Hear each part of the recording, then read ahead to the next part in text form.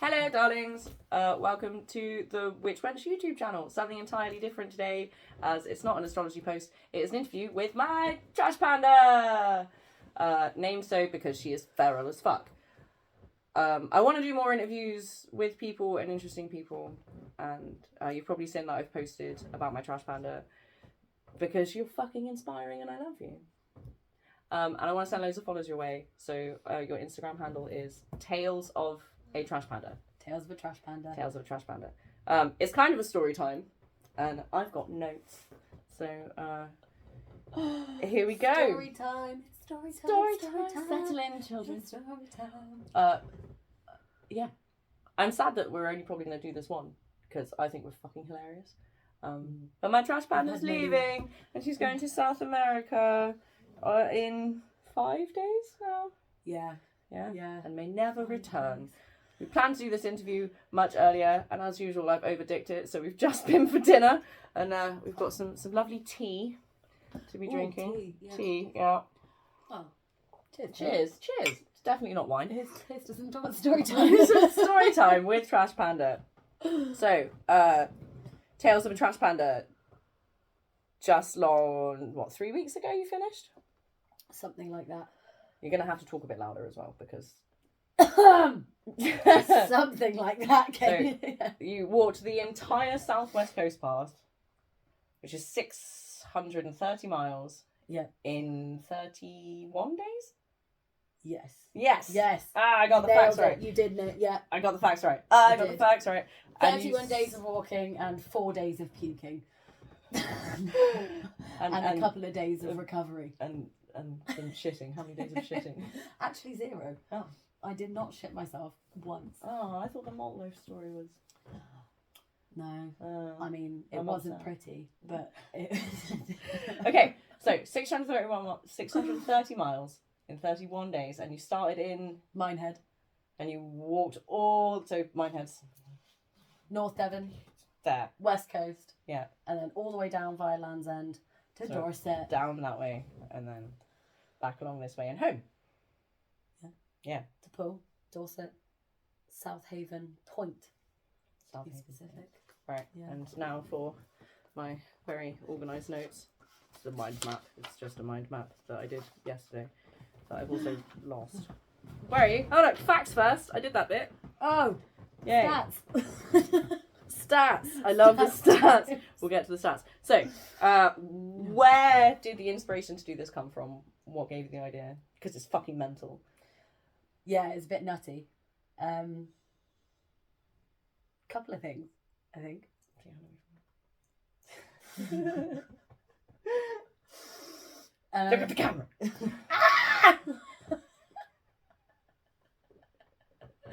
Oh, buckle up. Right, why did I do it? So I, to be honest, I think it was largely lockdown and COVID.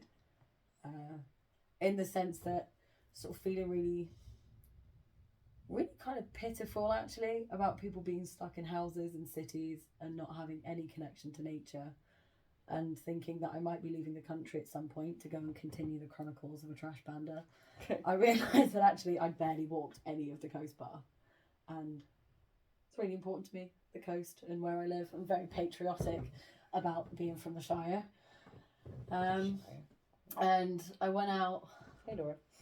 Hello.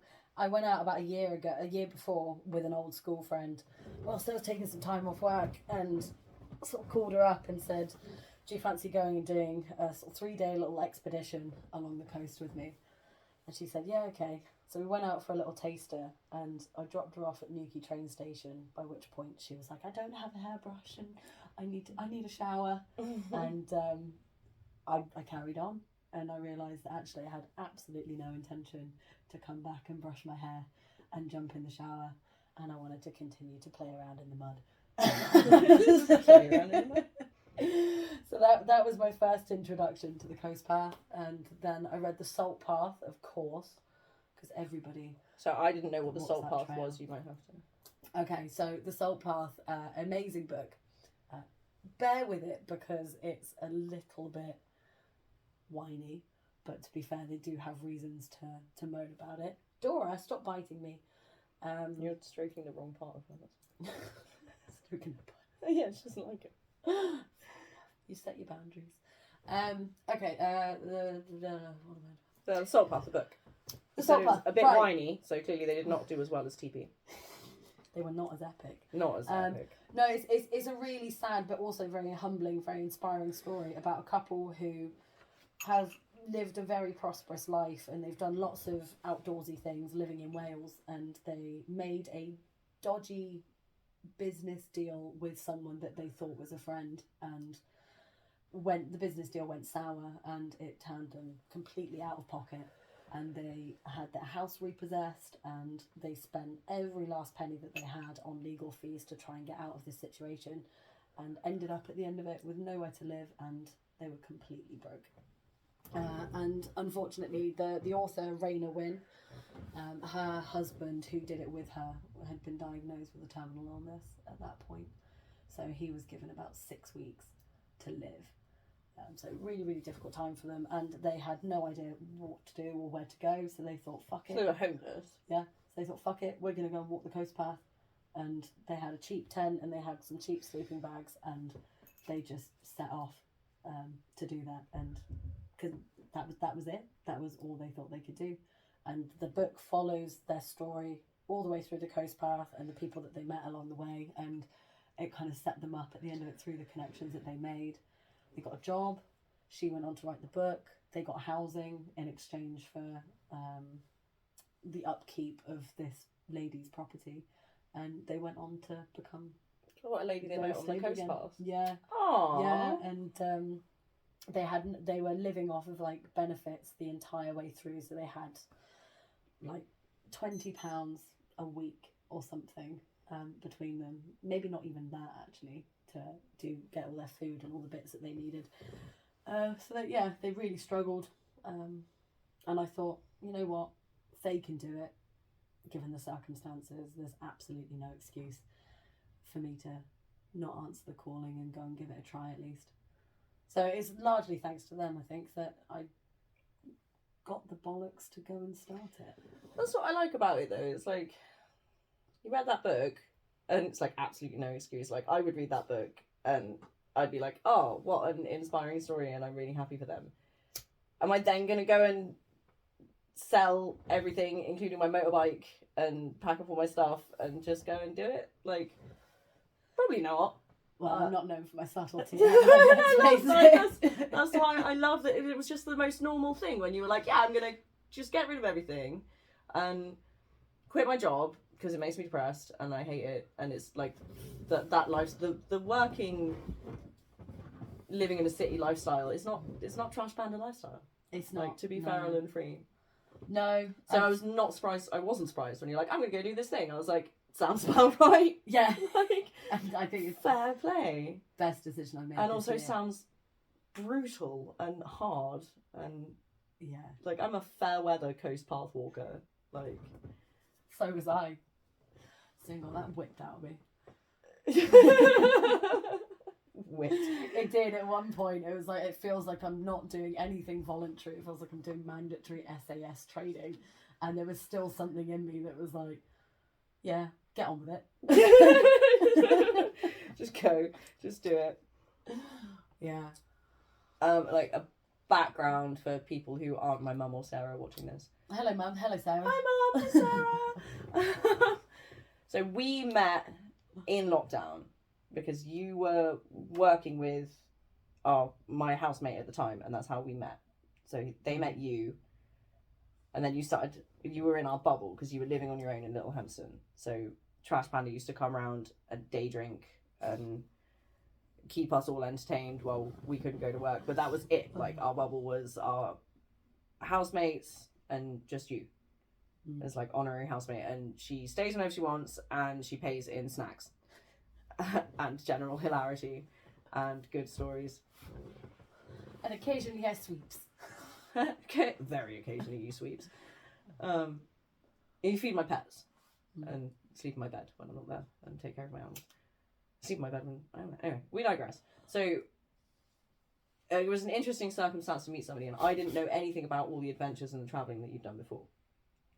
And I met a person who was fucking handling this stupidly responsible job for somebody as young as you are, and all these other life responsibilities and things that shouldn't have fallen to you, and you were depressed. And I remember being like, you shouldn't be having to deal with all this. This isn't fair. We talked a lot and we worked through a lot of stuff. And I love that as soon as you had the opportunity, you're like, do you know what? You're right. This is not the life for me. And I'm going to go and live my life. And it was not just the coast path that you've done, because on that is like this, which we'll get into in a minute, like the ability to just like go and do things, like the actual freedom of it. So the people who bought you dinner, and then you went to, what was the band you went to see on the beach? It wasn't Coldplay. The Levelers. The Levelers. I went to see the Levelers. of all people to see on a beach, they were great. And camping in a llama field and nearly accidentally setting fire to it. Yeah, because it was very dry. And yeah, it was the driest summer of the year, and she's out there with a backpack and a tent and some snacks and some fairly decent shoes. They did well, although I did think I should send them a photo of the soles, because they were brand new when I started, and now they're completely worn underneath, and just be like, can I get a medal? They're gonna be like, dude, you need to look at how you walk. Like, that's not meant to happen. But seeing bike tires, balding, that whole journey of you, like, because you went away and you moved to Bristol and changed jobs to try and get something a bit more freedom, and that didn't stick either. No. Bristol was harrowing, and cities are hard, and definitely not for trash pandas. But just the difference between you, like when you started this out, and then the person I met at the end of it. And now we're sat here doing this. Yeah. Like, they do feel like two completely different people. I did wonder whether or not you were going to notice, actually, because I've not asked you this. We've had this conversation twice already, or varying forms of it, and I kept saying we should be recording this right now, because some of the things that you said to me about what you learn about yourself, and it is that whole, like, what's that other book, like Into the Wild? Yeah. Like, just going on this journey, and it's like about finding yourself, which like is lots of people are doing that, and you do it through isolation. Like for me, it was locking myself in my bedroom or going like very isolated in COVID and finding ritual witchcraft work, and you're like, yeah, I'm just gonna go live feral on the coast path. But you said that the isolation for you, so you started walking, and then how long was it before you went a bit mad from being alone? 4 days. 4 days. 4 days, but actually within those 4 days I'd met Bex. So I did afternoon of day 1, and then I met Bex on the morning of day 2. Walked with her. Yeah, huge shout out to Bex, and I hope she watches this as well. I might force her. I'm going to. Yeah, absolutely. I think so. So Bex, who I will be talking about at many points, I'm sure, wonderful woman that also set out to do the coast path on her own, in aid of all sorts of reasons, really, some really good reasons. And I bumped into her about 8 o'clock in the morning at the smallest church in the UK in a tiny little hamlet called Colbone, and it was in a graveyard. And she keeps reminding me of this moment, that she sat down there minding her own business, making a cup of coffee, when all of a sudden she looks up and there's me with bright pink hair walking down the track with my walking poles going, hello, from a distance. Came bounding up to her in this graveyard, just asking a million questions about what she was doing. Was she doing the coast path as well? And it's like, my name's Becky, so I'm also Becky. Yeah, we had a little weird moment of, oh, this is very spooky. Spooky, or the synchronicity. Yeah, but even that in itself was spooky. 2 women out on the coast path walking on their own. We were the first walkers that we'd seen that were doing it on, it was only like one, not even a day in anyway, so not really giving it much chance. But she started an hour after me in Mineheads. That's how close our path nearly crossed at the start line. Wow. I think I'm kind of glad they didn't, because we probably would have started and then just gone. or Oh, just so- been like weirdly following, you know, like Yeah, that when you're like, right, I'll awkward- see you later, and then you have to like follow them the same way, but for 630 miles. Oh, I had that later on. A few times actually, yeah, that awkward tit for tat. So yeah, we met on that morning and we walked together for the day. Had a really lovely day together. Set up camp, carried on together the following day. So I was with her for 2 out of the 3.5 days, and then it was on day 4, so the day after I left her and did a camp and then carried on walking, that I went into complete panic mode and just. Can you talk a bit more about that? Like, what was it? Was it like, I can't do this on my own, I need someone else with me? Or was it like, because you spoke before about how just isolated you felt, and maybe having someone with you to the beginning was just like, yeah, and then all of a sudden it's like, oh, now you're 4 days in. Yeah. It was, I was absolutely terrified. I cried at the start line, and I was shaking all morning, and then by the time that I left the start thing, my legs were so like jelly that I could barely walk. And about maybe 100, 200 yards off the start line, I bumped into a guy who instantly was like, oh, what are you doing? You look like you're on a quest. And I was telling him about what I was planning to do, and it was just through having a chat with him and saying that I was so nervous and so scared to be going out and doing this, that once we finished the conversation, it's like my legs had stopped, and it was like, right, it's business time, let's go. It's business. Yeah. But yeah, and I was in really good spirits that day, but I could feel that apprehension, that real kind of doubt, and what if I fail really quickly and I have to come back and I've got to tell everybody that I'd hyped this up and I hadn't got very far in and I'd had to give up, or it was just all sorts of fear of failure. Fear of failure. There's lots of anxiety and lots of, if push came to shove, would I know what to do? I think it was that feeling of, I don't feel independent and capable to be doing this on my own, and I feel like I needed someone here to hold my hand. And that was equally as infuriating as it was also dreadful to be like, nope, there's actually nobody here holding your hand. This one is on you.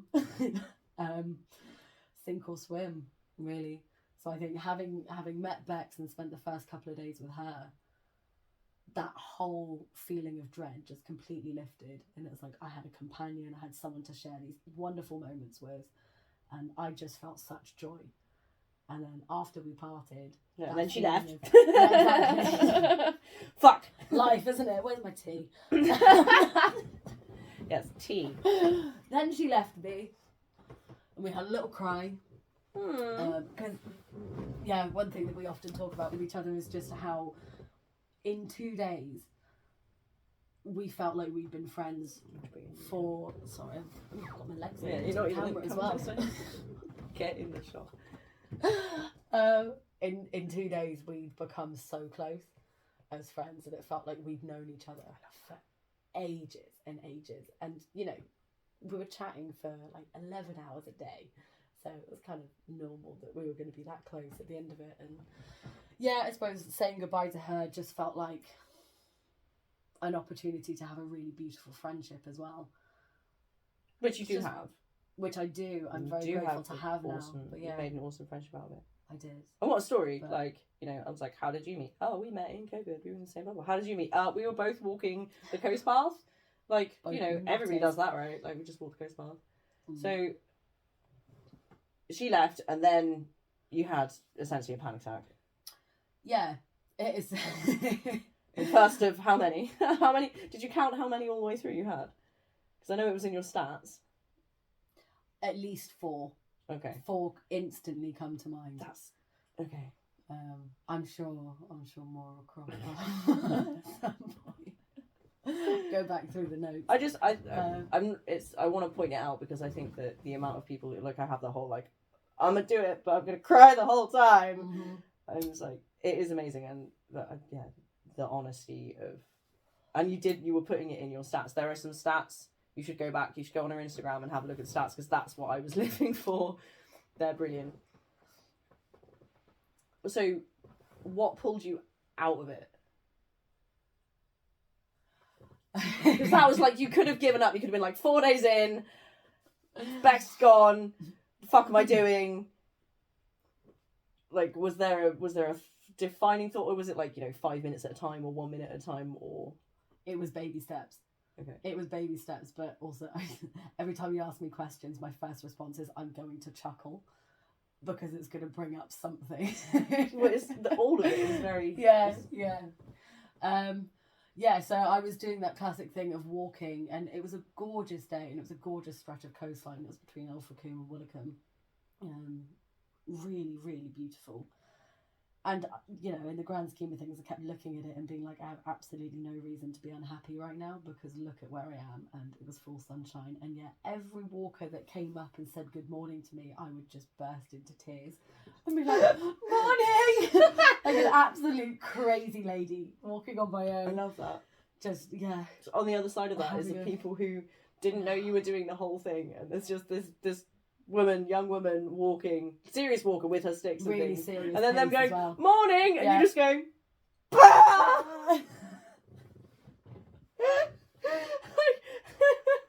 Like, they walk that bit every day and they walk their dog and they're just like, wow, you never guess what happened to me this morning.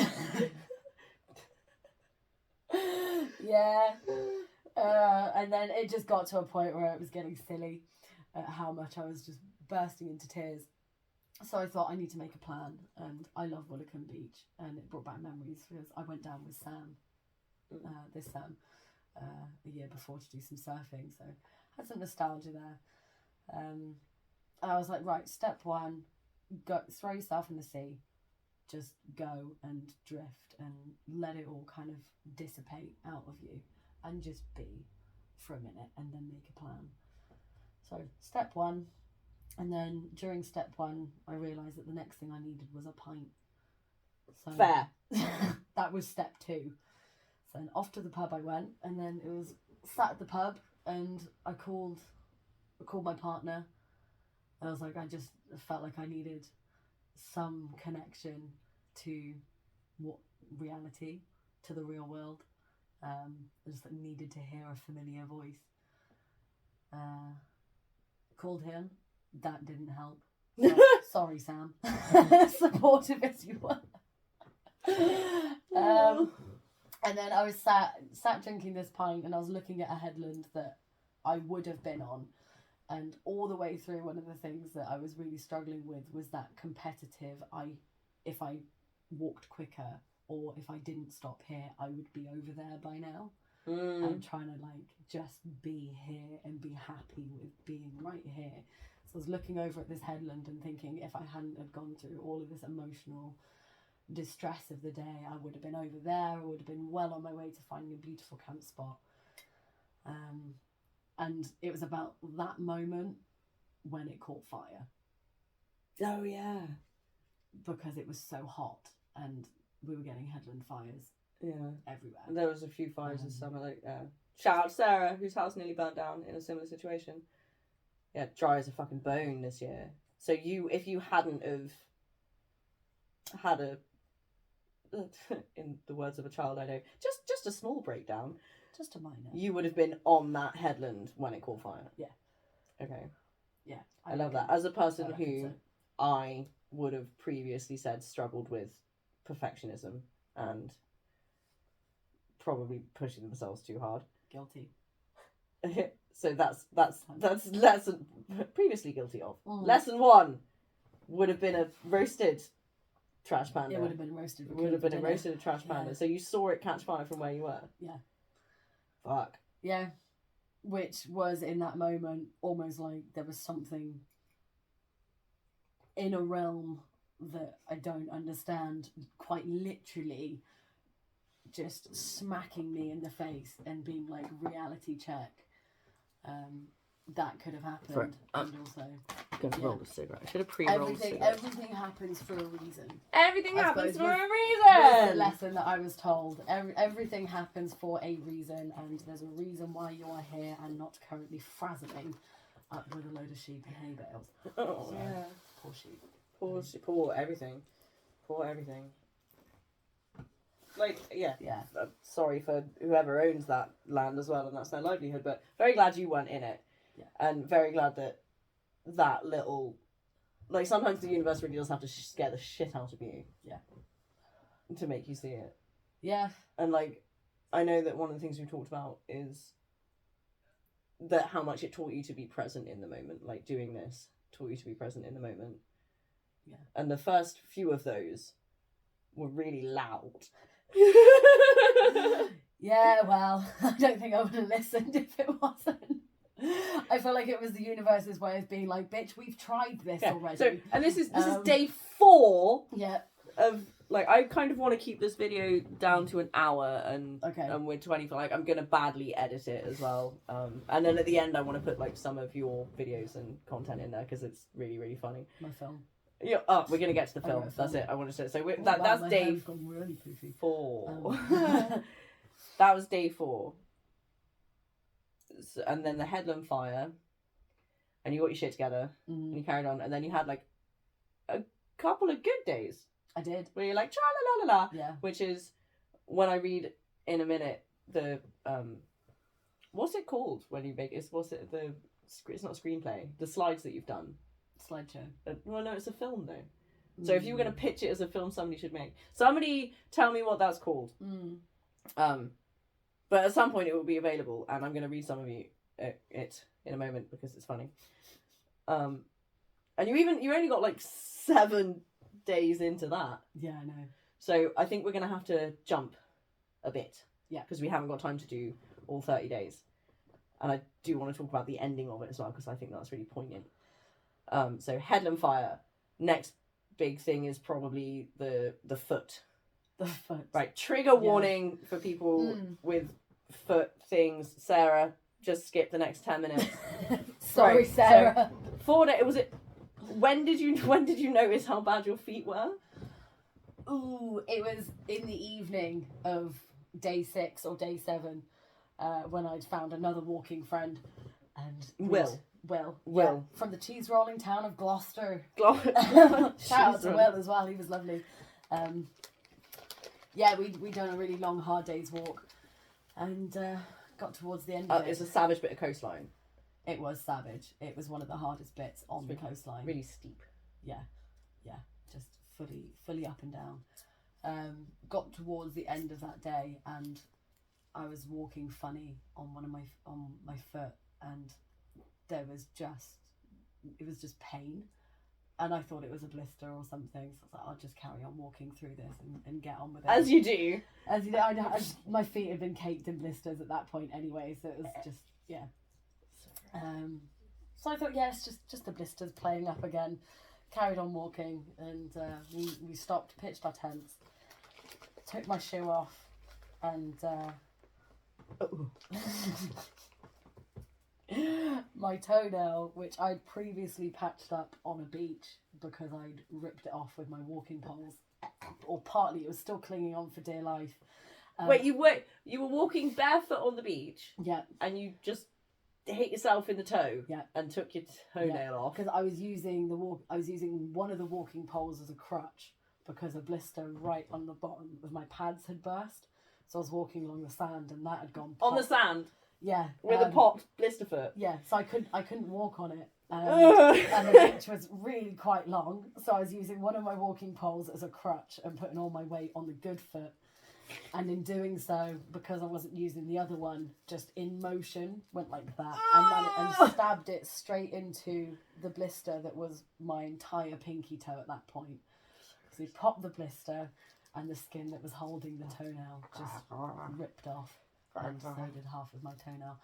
So I sat on the beach and I doctored that up as best as I could, and the next day it got seriously infected, and very, very gross.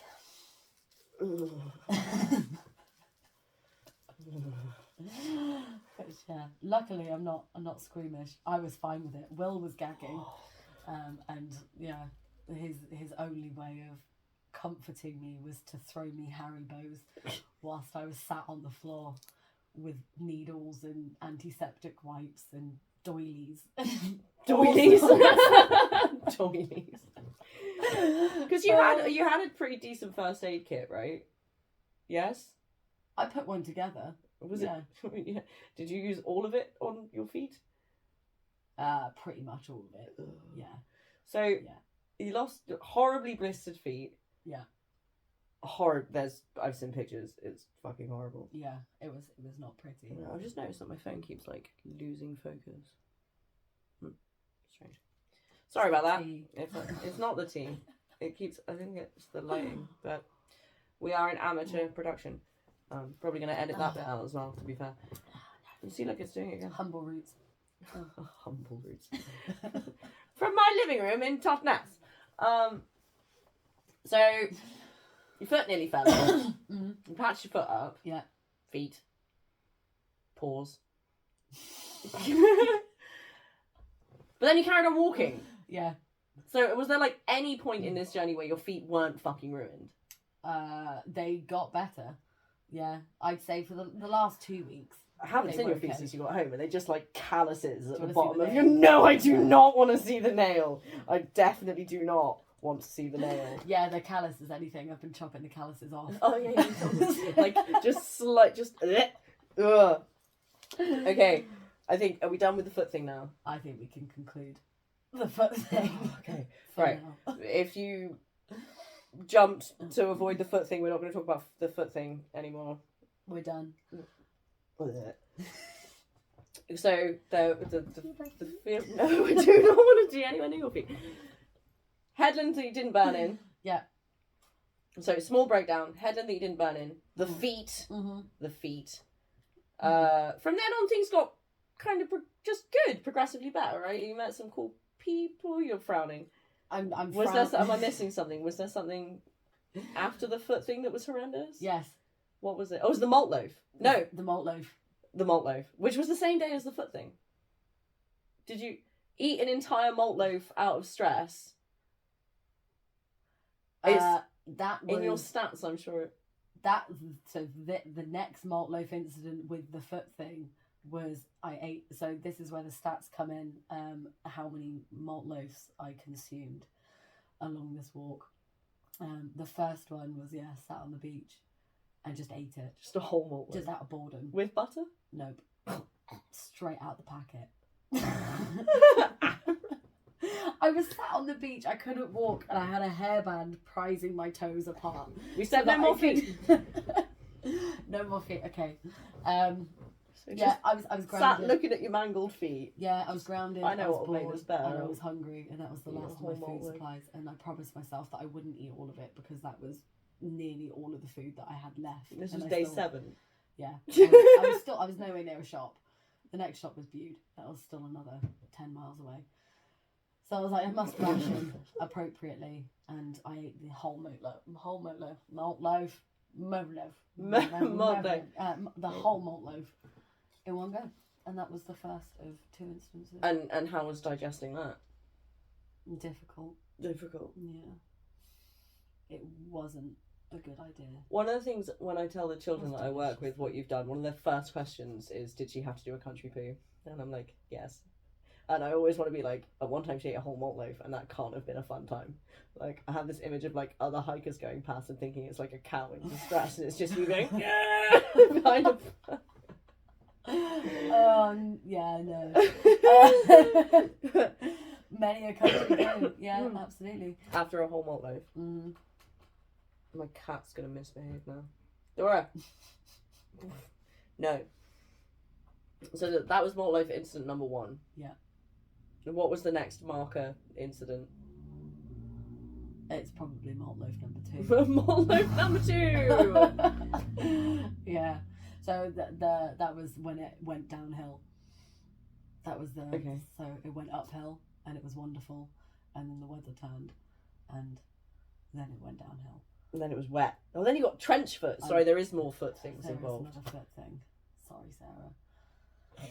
Yeah, it was 5 days of walking in just unrelenting rain, and when I say unrelenting, to the point of it just becoming horrific, and everything was soaking wet through, and you couldn't stop walking because you're soaked and you're going to get cold, so you walk all day, every day, which at that point I hadn't built up the stamina of doing that, so it's just equally as exhausted.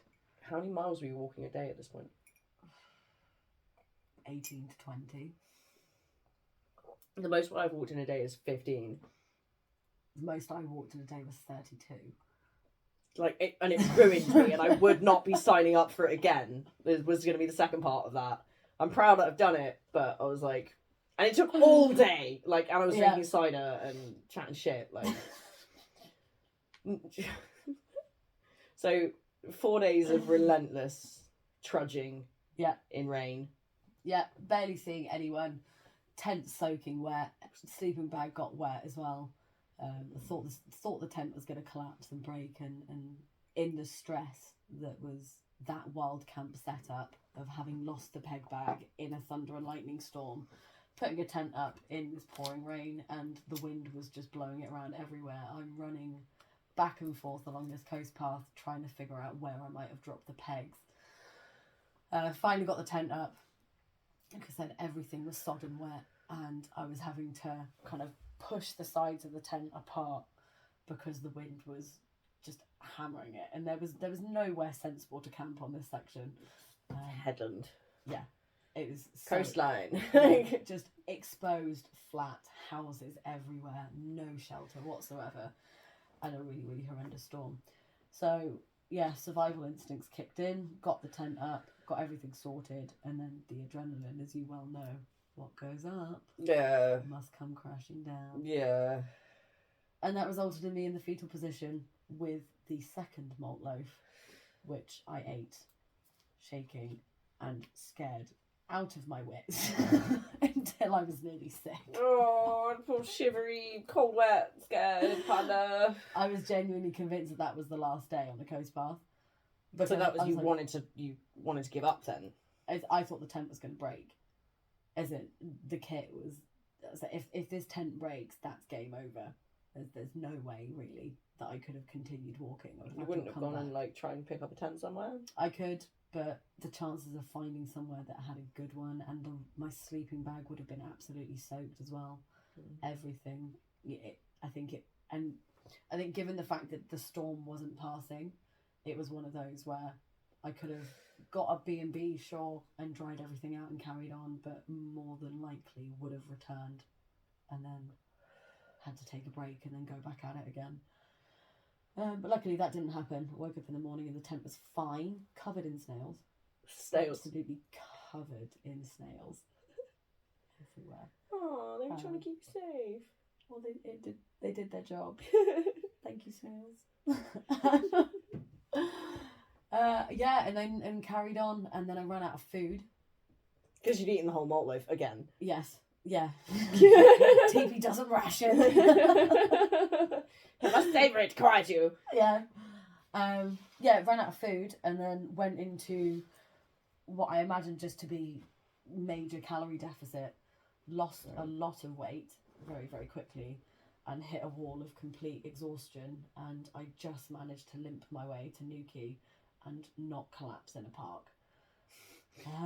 By which point nothing worked.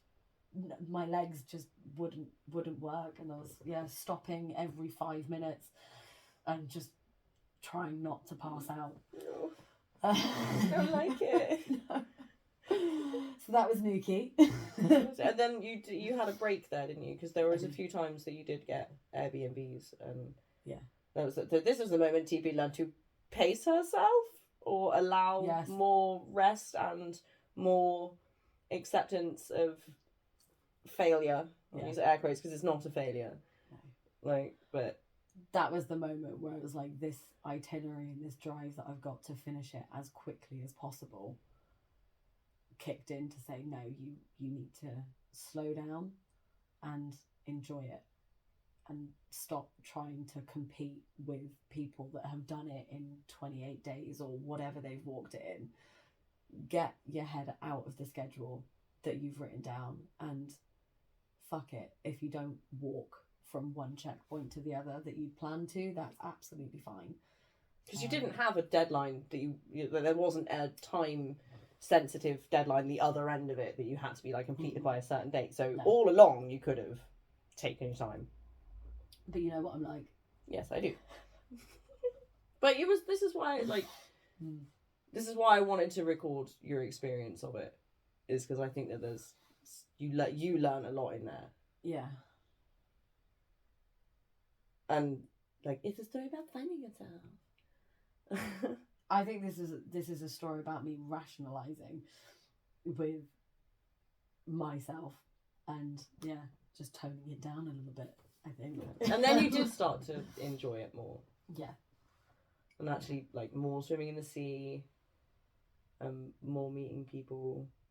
Just slower. Just slower. Well, I say slower. I ended up walking quicker and walking more miles. That's interesting. But slower in the mindset of not being so hung up on progress. Do you think that was so? The correlation between you actually covering more ground and walking quicker, was that deliberate, or do you think it was because you changed your mindset? Changed the mindset, but I think I would have done those stats anyway, but the difference in how much I enjoyed it and how much I felt that I was free and in control of my own decisions, as opposed to being ruled by this pressure that I have to keep moving and I have to The get pressure this that far. You had created for yourself. Yeah. Like, that's the only way that pressure existed. Yeah, that was the biggest challenge, I think, setting off, was quieting that competitive voice that was like, this is a race, and being like, no, this is a holiday. This is a holiday. Was it at this point that you tried to detach yourself from time? No, that was much later. That's when TV had levelled up a lot. Yay. Okay, let's jump ahead to where we're 40 minutes in. So, malt loaf number 2. What's the next plot point? There were no more malt loaves. No, no. No more malt loaves were consumed. That was very traumatic. Next key point. Okay, so what happened afterwards? So I spent a couple of days in Newquay surfing, and then my partner came to join me for a day, and then I met up again with Bex off the path, so that was really lovely. And then I carried on walking, and I would have been around Portsdown. That's a really good question. They all kind of asking me where I was, and they're like, oh, do you remember this headland, this particular name of headland? And it's like, honestly, no. I've walked past hundreds of headlands. It's like the names of places just all merge, the dates merged. It's like, I don't know where I was. I barely even knew what I was doing. This is before you intentionally tried to throw off time. Yes. Yeah. Yeah, I had stuff to do. Okay, what happened after? So you met Sam. I think Cadgwith must be the next really iconic moment that definitely deserves mentioning, and this was with the Levellers. Okay. So this was I injured my knee, and I was walking really slowly around Lizard, and I made it out to Cadgwith, and I thought, you know what, I've made 300 miles, my leg hurts, I'm going to sit down and have a pint. 300 miles, halfway. Yeah, almost half. Well, to be fair, I did say the last 30 miles didn't count. So yeah, I was halfway and couldn't believe it, and I thought, I'm going to sit here and I'm going to enjoy a pint in this tiny little fishing village. And I was on the phone to my partner, Sam. I've done 300 miles, and this is where the Lancashire couple with the dog Winnie was sat next to me, and they overheard the conversation and were just buzzed at what I was doing. Couldn't believe it, and they were like, sorry, what? How many miles have you walked? So I was just chatting to them, and they were like, look, crazy, we've got a table booked at the pub over there for dinner. Do you want to come and join us? We'd love to buy you dinner. Yay. And hear more about your adventure. So that was, huge, like, just open to the universe and all the kindness and love of strangers at that point. Yay. And that was a real blessing. And that later then transpired into singing sea shanties in this pub with fishermen. Proper fishermen shanties. Proper fishermen, about the Cornish men and the tin mines, and what are these Cornish boys going to do when the tin mines shut? That was one of them. OnlyFans. No. Just put it out So It's a people are gonna be niche like, form Kate, of what is porn. OnlyFans? A niche form of porn, just like Cornish tin liners. Very niche. Yeah. And pasties. I knew there'd be, yeah, I don't want to know what they do with the pasties, to be honest. Cool, so you met these people. That's when I spoke to you on the phone. Yeah. Because me and Lex went down to Cornwall, and I love that when we were on the coast path, there was the little stone markers, and I was like, oh, my panda was here 2 days ago on this exact same stretch. Yeah. So you met those guys, and they bought you dinner, which was amazing, and then you went to the levelers on the beach. Yeah. And then that was like panda on the level up. Pandas on the level up. Pandas on the level. So halfway, like you did, that's good. Like, yeah. Made some more friends. The guys that I went to the levelers with. Lots of learning, and you get to the halfway point, and you're like, yeah.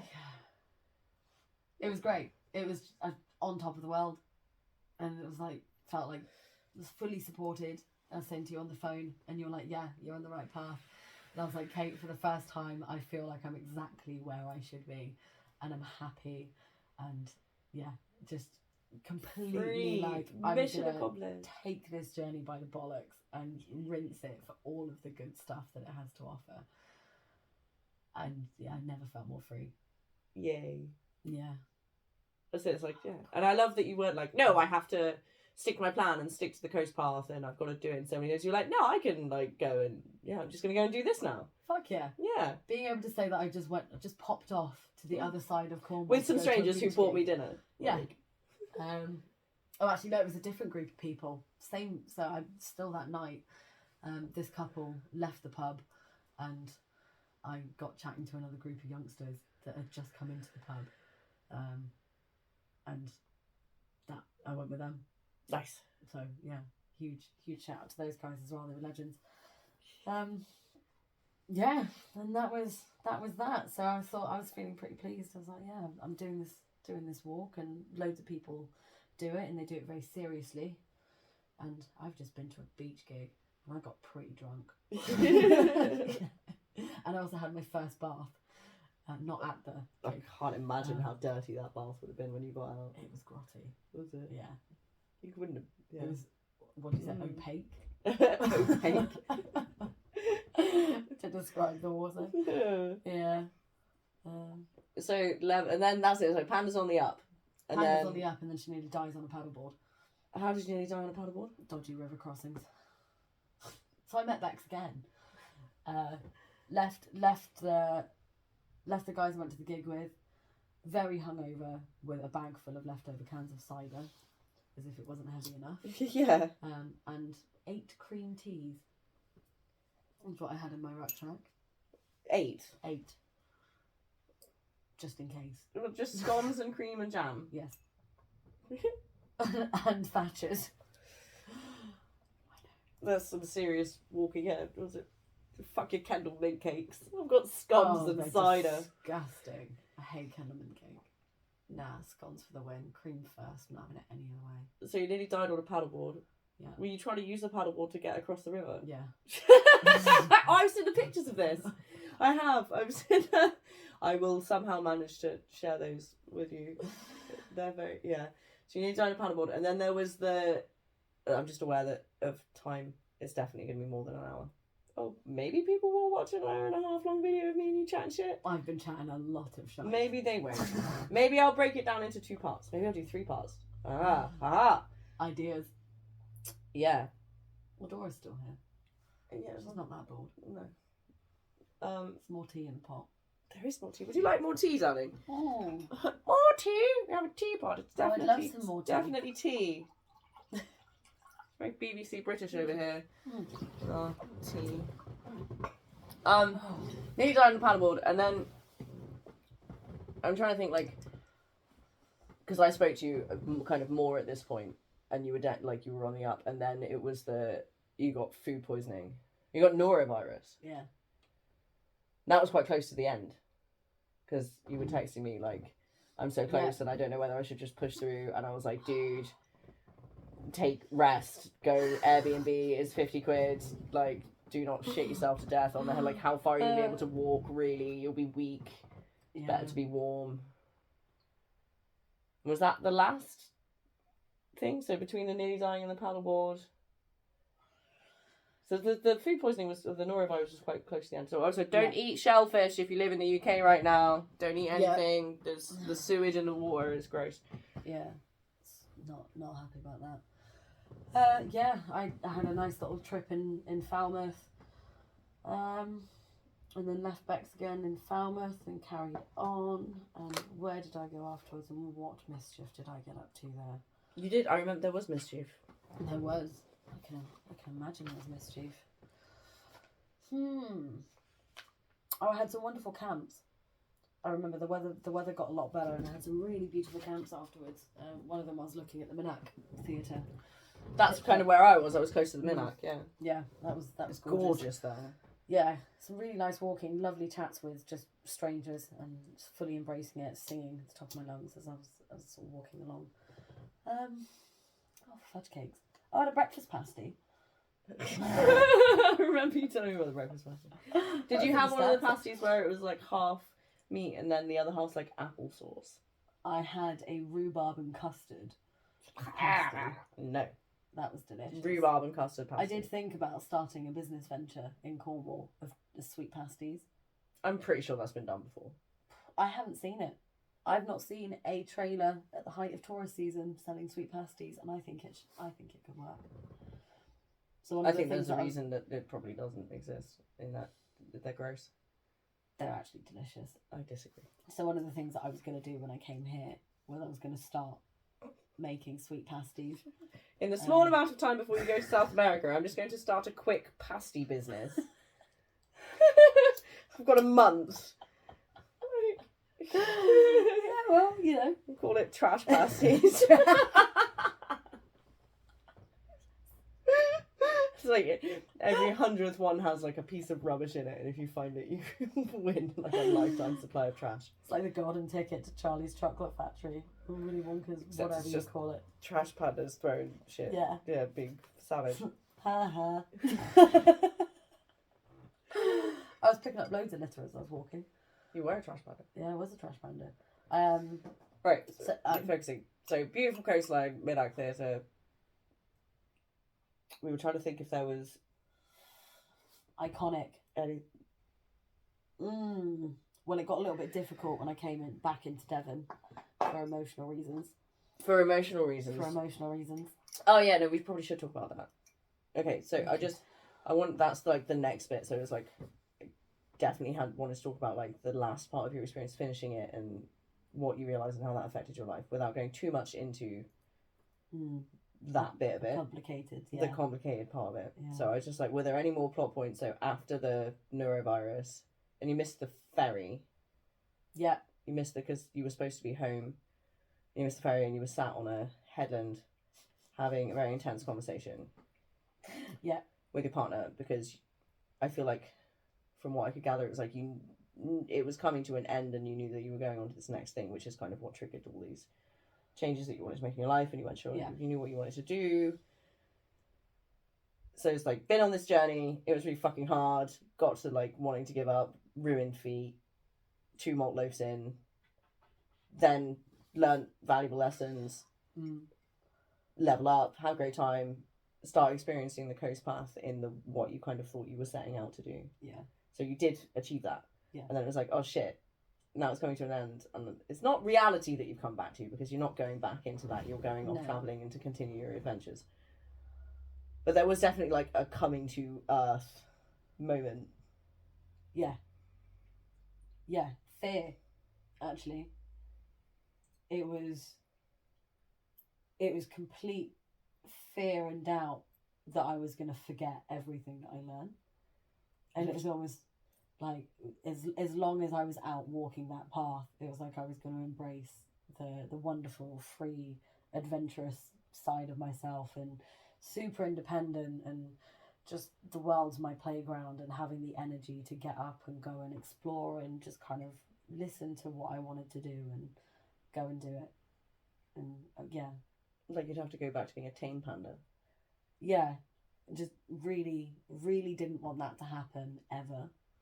And I think it was just being a thing that you've done once, not like an integrated part of you. Yeah, and it's sad because I do feel disconnected to it even now, and it's not been that long. But I think it was just a real fear that I was gonna forget or lose appreciation or lose the power of how I felt and what I learned, and whether I was then gonna slowly drift back into being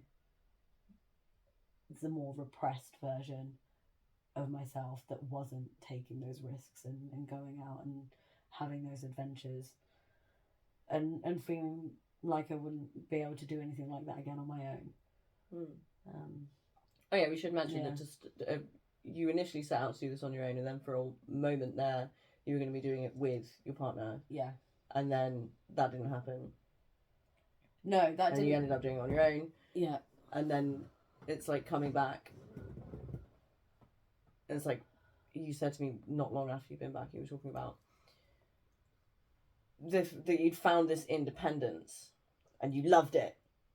And there was sort of a realization that you didn't ever want to go back to not that. Yeah. Which is something that I can massively relate to. Like, different journey, different way of getting there. But I was just like, yeah, I don't think I can actually do that. It changes. Yeah, it I changes woke up everything, to doesn't it? something, and maybe it's as a woman or maybe it's because of my conditioning, but I woke up to something and it was just like, I'm not going back to that ever. Which brings me to the next bit. So you're going in 5 days to South America. Yeah. Indefinitely. No, and So we're going to save this for 48 hours. I can't start crying now. No. No. And I'm very excited. I'm very excited to see all of it. But the initial plan was going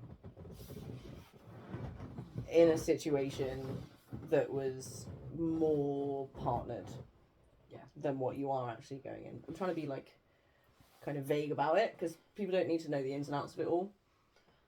No. But it... How do I break it down into that you're still going and you're still going on the journey and you're still going with the same person, but it is without the dependence, the codependency. Yeah. Which I think is fucking amazing. Yeah. And I think it was really brave of you to vocalise that and express that you weren't going back and that that your partner shouldn't expect that or can't expect that of you. And to be brave enough to say it in the way that you did, I think was really fucking graceful, actually. And the fact that you're still going as well. So it's like you get to have it all. Trashpanda! I found a way to have my malt loaf and eat it. Have my malt loaf and choose not to eat it. No, well, yeah. Thank you for coming and chatting that through with me. Yeah. That afternoon. Just another small breakdown. Just a small one. But I think it's about like those moments are like you fall apart and you have to let go of something, some reality, some planned idea, vision of what you thought it was going to be, and then realising that actually part of me doesn't want this. Yeah. And how many people would just shut that down and do it anyway because they planned it or because somebody else expects it or because they don't want to hurt someone else's feelings. Yeah. And you found the strength and the capacity to be full trash panda. And I think that's really fucking awesome. And that's one of the reasons that I wanted to record this. Whether, even if nobody else fucking watches it, I'm going to be drunk on wine at 2 o'clock in the morning, missing you, watching this fucking video.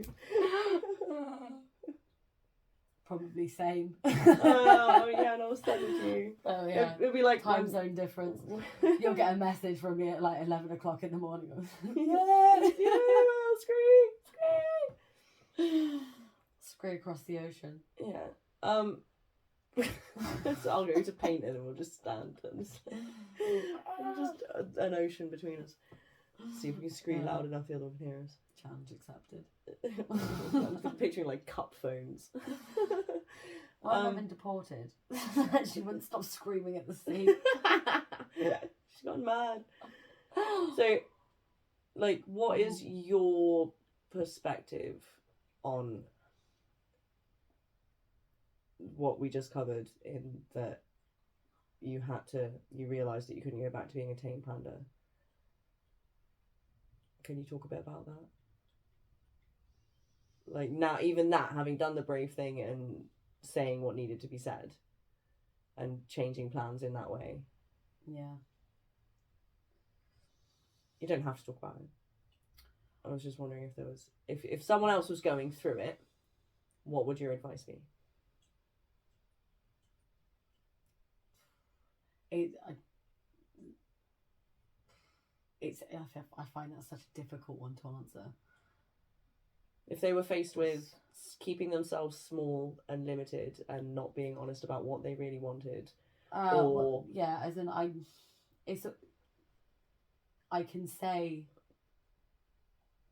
you know, the importance and the power of being authentic and listening. If you're called to do something, listen to it, and there's something really positive waiting for you when you do that. And like you said, Kate, the universe rewards bravery. Universe rewards bravery. That has stuck with me for years and continues to repeat. And it's one of the mantras that I'm spreading to other people, and everyone who I've passed it on to, it's fallen onto them with that "you're right" moment. Like, it's really hit everyone that I've said in a way where they're like, I'm going to take that forward as well. Really powerful for me. The universe rewards bravery. You've got to go with your gut, and decisions are difficult, and I feel like they're put there to test you, but there is that moment of leap of faith, and I kind of see making those decisions where you know what, if you had a magic wand and there were no consequences that involved hurting anybody else or financial fallout, if you had a magic wand, what decision would you make? Yeah, or I love that, like, hurting someone else's feelings, that's a really hard one. Mm-hmm. Financial fallout is another one. And also, like, if the magic wand could tell you if it was going to work out or not. Yeah. Like, so for me, it's like the indecisiveness. Like, what if it doesn't work out? Yeah. Or if which is what you went through at the beginning. So maybe you have... I mean... a sense of faith, because you've done it as well. I mean, there's definitely good and less good decisions to be made, but I'm choosing not to think that there's a right and a wrong one. There isn't a wrong one. You know more from failing. You're definitely going to make some fucking poor choices points in your life. Yeah.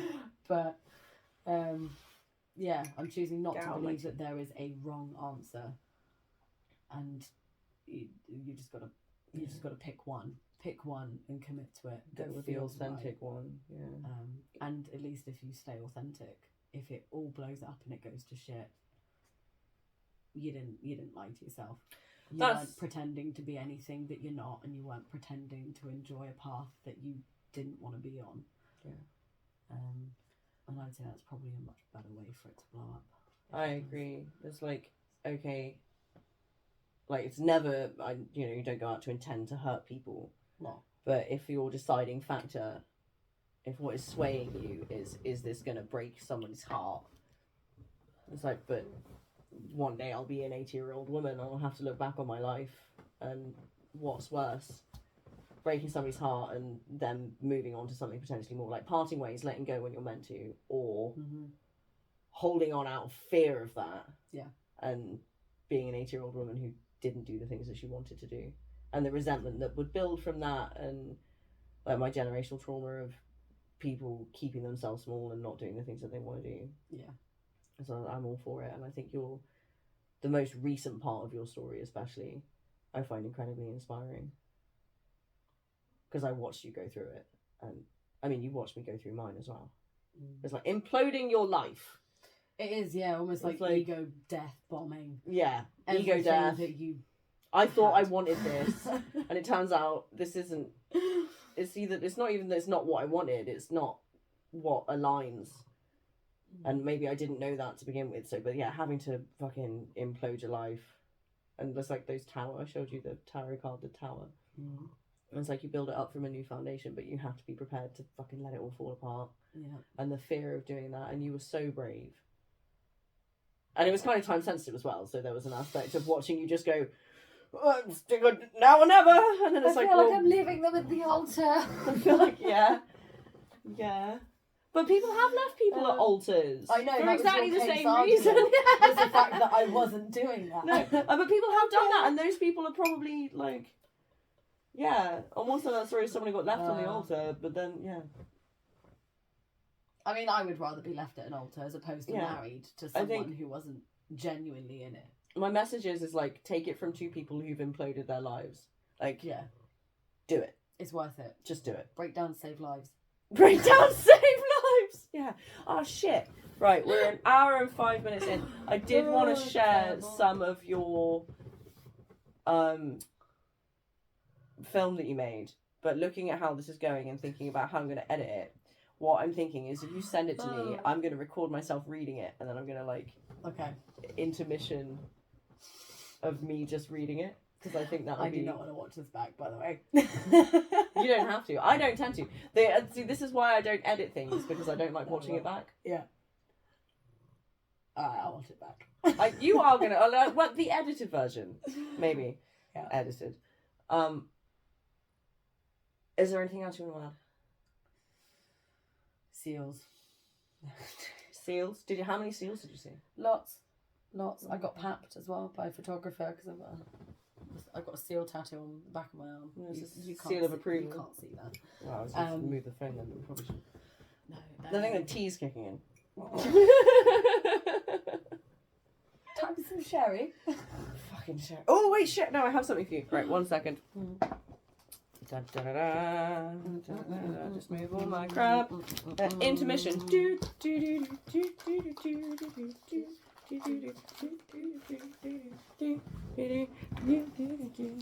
Don't trip over the wires. Keep going, you have to carry on the intermission while I'm here.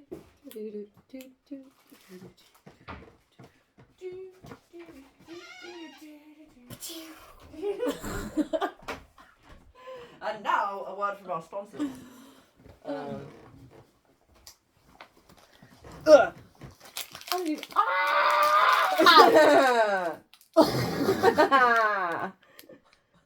For you, so much fear. for your next adventure, you can take it with you to South America. Should you need a small breakdown mold home.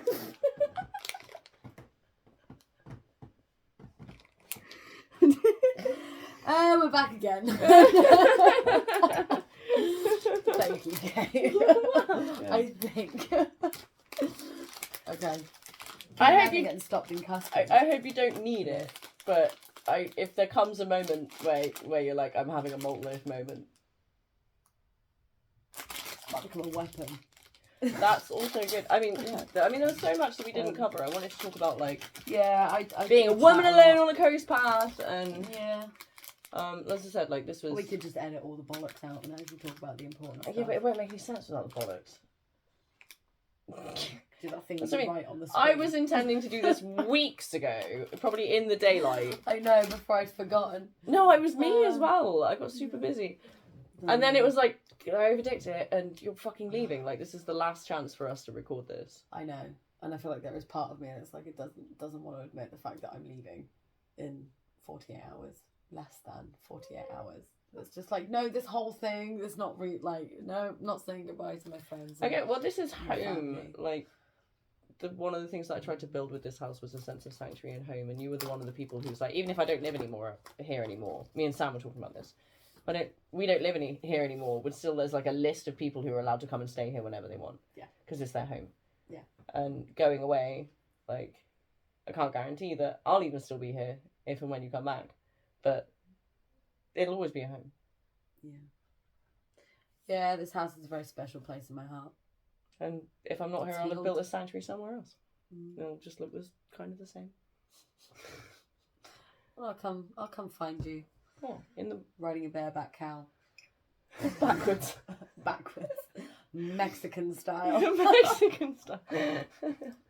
Right, we are just waffling on shit. So, probably going to end up editing this bit out. I hope you enjoyed listening to Tales of a Trash Panda on Instagram. Go check her out. I'm sure it'll be funnier. I'm probably going to share more content. This is not your everyday interview format, but I like it. So do I. I've enjoyed myself. Cheers. Cheers to a bloody good cup of tea. It's a good cup of tea. Cheers. Right, bye. Mwah. Thank you. Bye.